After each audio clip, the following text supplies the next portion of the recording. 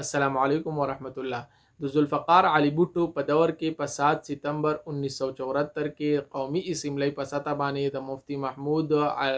علامه شاه اویس نورانی، علامه یوسف بنوري او د ذوالفقار علي بوټو او نورو اکابرینو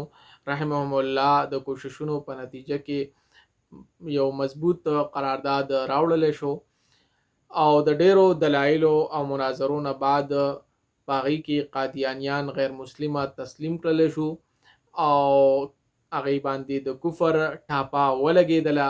او د هغه مخې ته سد سکندری او یو مضبوط دیوال وهل شو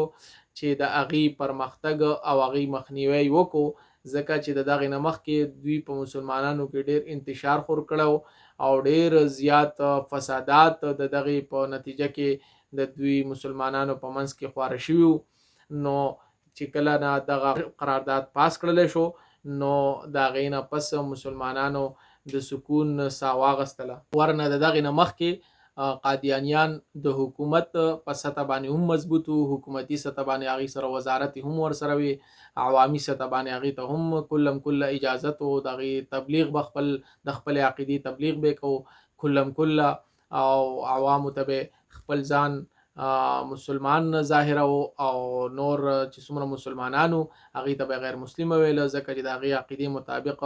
هغه خلک صرف مسلمانان دي چې هغه قادیانیان دي او د قادیانیان علاوه چې څومره خلک دي، څومره عوام دي، څومره مسلمانان دي، هغه غیر مسلم دي. نو د دغه سد باب هم شو الحمدلله. وس 50 سال په 7 ستمبر 2024 باندې پوره کیږي. نو په دغه سلسله کې په مینار پاکستان باندې علماء کرامو او د ختم نبوت پاسبانانو یو ګولډن جوبلی خو دی را چې دغه با 50 ساله ګولډن جوبلی کانفرنس مناویږي او ډیر په برپور طریقې سره مناویږي او د ملک د مختلفو زینونو د مختلفو علاقونو او د مختلف صوبونو ورته خلک راځي او دغه با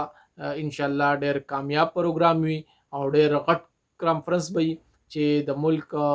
د ټولو کانفرنسونو او د ټولو جلسو ریکارډ به ماتي او چې څوک هم پکې شرکت کوي ان شاء الله باعث ثواب به داغي د پاره، ځکه چې دا ختم نبوت او د رسالت مسله ده او دغه هر انسان د زړه نه دغه قدر کوي. هر انسان په ځل کې د نبوت او د نبی علی السلام سره مینه ده، هر مسلمان دغه عاشق دی، په ځل کې دغه عشق لري. نو چې څوک زی هغه خوځي د هغې دپاره د مخکې بندوبست بشوي، خو که چا اوسه پورې اراده نه کړي نو هغه اراده پخه کوي او خامخا دغې له لاړ شي، ځکه چې داسې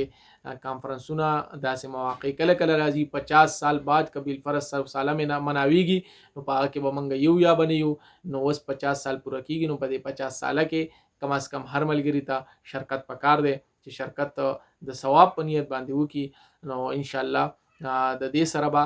مسلمانان مضبوط هم شي او قادیانیان چې څومره سازشونه کوي او د هغې دپاره غیر مسلمه څومره سازشونه کوي، یهودیان څومره سازشونه کوي، عیسایان څومره سازشونه کوي، نو چې په هغې باندې د دې کانفرنس یو برپور اثر چې دی پریوزي او یو برپور